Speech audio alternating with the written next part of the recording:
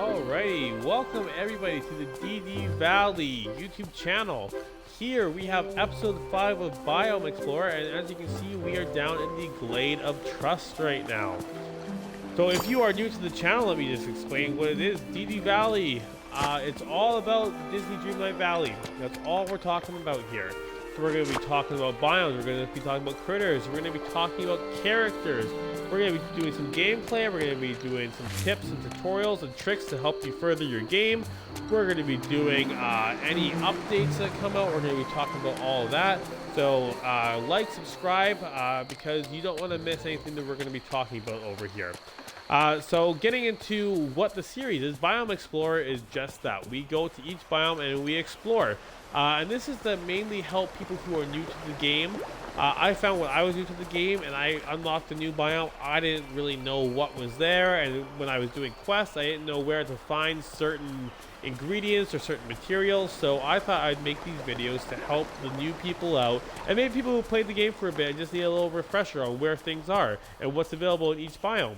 So we are going to do just that. So we are going to start with the price of unlocking the Glade of Trust here. So the Glade of Trust is going to cost 5,000 Dreamlight to unlock. So some people might think this is a bit expensive, but you know what? It gets more expensive on this. So just a heads up there if you've just unlocked the Glade of Trust. So 5,000 Dreamlight. So make sure you're doing those Dreamlight tasks and Dreamlight duties every day. So these are all the daily ones that you can do, and they constantly refresh. They never run out, so you can do these all the time, really load up on Dreamlight. And then every time you do anything in-game, you're going to be kind of progressing towards filling out those or earning more Dreamlight as well. So down the Glade of Trust here. Let's talk about the flowers first. So we have 5 different flowers down here, like we do in every biome. These flowers all look very similar. They're just all different colors. Let me see if I can just find some here. So we are dealing with marsh milkweeds down here. Here we have some here.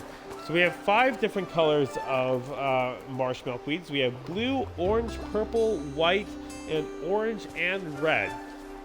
I found that the blue ones have been the hardest for me to find. I'm not sure if it was a quest or if I was trying to craft something that required blue ones, but they were extremely difficult. It took me almost a week to find. I think I needed 20 blue ones. It took me almost a week of constantly looking to get them. They were not popping up for me very much.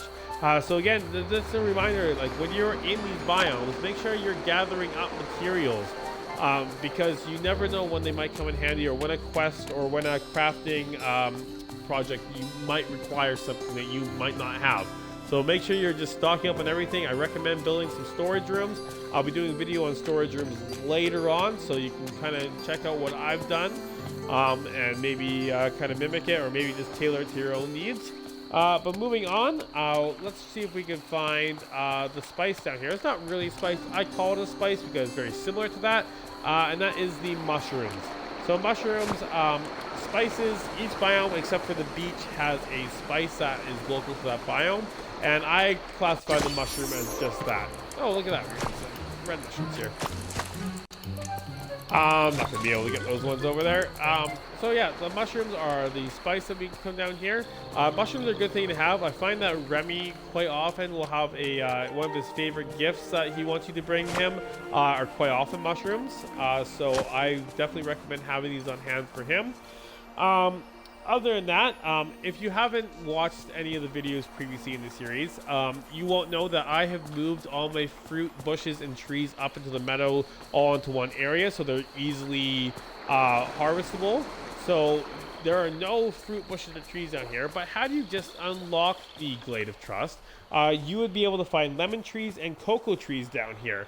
And then further to that, if you fully upgrade Goofy's stall here, you unlock 3 new seeds.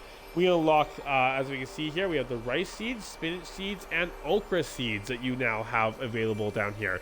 So again, these are going to be more expensive than the previous biome we were just at, which was the forest. They're going to be more expensive. They most likely will have a longer grow time. But with that, you also get a higher profit if you choose to sell them outright, or if you choose to make them into something, they will have a higher sale value than the other vegetables previous to that. Now, moving on, let's quickly talk about the critters that we have down here. So these are some of the toughest critters in the game. They are up there with the raccoons in the forest, and they are the baby crocodiles. Oh, there's Ariel right there. Oh, there's one right there. So we have a blue baby crocodile right here. These guys are kind of hard to find at times. Their favorite food are lobsters, but lots of different fish will do. I'll go more in depth to what they eat and how to feed them. And different types of them in a different series called Critter Patrol. We'll be doing that after this series wraps up in a couple videos, so stay tuned for that. But moving on, we will now focus on materials that we have down here. So let's see. So materials, let's start with the wood here. So down here, no different than the other biomes. We have softwood and hardwood available down here. Now, as you can see, and what I've done with lots of my other biomes is I've moved all the trees to the outskirts of the biome. That way, all the wood, when I want to collect it, is all just available in one space. So it's really easiest to do a quick perimeter of the biome if I'm just looking for wood. And then that way I can just quickly go through, get all the wood I need, and just leave if I need to. It's way easier than how they initially have set up. It might not look as good in some people's opinion, sand looks so but it's way easier to find everything without trees getting in your way. Mining spots. There are 6 mining spots in this biome, just like every other biome. So here's one of them here. In this biome, we are going to be able to get some iron ore and also some coal. And then we're also going to be able to get emeralds and shiny emeralds, like we were able to find in the forest. And then we're also able to get citrine and shiny citrine in this one as well, which are kind of like a burnt orange colored gem. They're really cool looking gems. I quite like them. And as well, we are able to get onyx gems as well, which we are able to use for night shards. And speaking of night shards, again, if you find holes here that are glowing and you dig them up, you'll be able to get night shards or dream shards. If you just do random digging, you'll be able to get some soil or some clay. This is the first biome that I encountered where I able to get clay, and this is the most consistent biome of all the biomes that I can get clay from, and for digging, that is, for just random digging. I find this is the place where I get clay the most, so just keep that in mind. Let me know in the comments if you have a different biome in mind. I am not counting digging up the animal bones in the Sunlit Plateau, in that obviously they are a guaranteed source of clay, but in terms of just digging random spots, this has been the most consistent place for clay. Now, the last thing, or one of the last things we need to talk about, is fishing down here. And this is one of my favorite places to fish. I find there are lots of places. We have a couple pools. We have this one river that runs through, and then we have a bigger pond at the end here.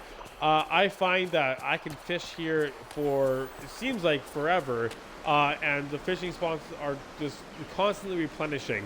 I've struggled in the forest and in the meadow where the fishing spots, if I fish for too long, the ripples won't really be appearing, or if they do, they're only white ripples. Down here, I find blue and orange ripples are really easy to find, like we can see right in front of me here, and they replenish quite often as well, so it makes fishing down here really easy. So let's talk about the fishing down here. If you were to fish in a place that had no ripples, you're going to be getting some seaweed or some red algae or some cod, very similar to the other biomes. It's always going to be seaweed or red algae, are always a guarantee that you can get, and it's either going to be bass or cod for the most part that you can also get from fishing in a no rippled place. Now, if we have the white ripples here, we're going to be getting some herring out of there and also some tuna. I find I pull way more herring than tuna, which makes sense because herring is less expensive and easier to get. But I do get quite a few tuna down here as well, that being said. And the blue ones here, squid are always popping down with these blue ones here. This is by far the best place to get squid in my opinion. You can also get squid in other places. I believe you can get it in the Forgotten Lands as well. But this is definitely the most consistent place for getting squid. And then the orange ones are going to get you lobster. And lobster are a great one because it is the favorite food of the baby crocodile, which is the critter here. So because these orange ones replenish so much, it's super easy to get the favorite foods to feed the baby crocodiles. And the last thing we need to talk about here is the characters that we unlock. So this biome only really has one character that you unlock with it, and that is Mother Gothel. And Mother Gothel lives in this giant tree here. That's one of the downsides I think about the glade here is this tree, because it's so big, you can't move it anywhere. One of the things I like about this game is being able to customize so many different things, and one of the things I like being able to customize is moving people's houses around. So like for instance, I have Ursula's house I've moved up here, so that they can Ursula and Mother Gothel will just be villains together. that was one thing I kind of wish I would be able to move this a bit, but you know what? I get it. It's such a big thing that it's going to be hard to move around. But other than that, I think I've covered everything I need to cover for this video. So stay tuned for the next video, because we are going to be heading into episode 6 of Biome Explorer, where we are going to be heading to the Sunlit Plateau. So again, thank you for tuning in, everyone. I really appreciate the views. If I missed anything, if you have any comments or questions about the video, please leave a comment below. I always read them. I'm always responding to them. I really appreciate any feedback I can get on these videos. Remember to please like and subscribe if you can. It really helps out the channel. Really helps me know that you guys are enjoying the content. You're finding it interesting and helpful. And again, yes, stay tuned for episode 6, where we explore this biome here, the Sunlit Plateau. Thanks, guys.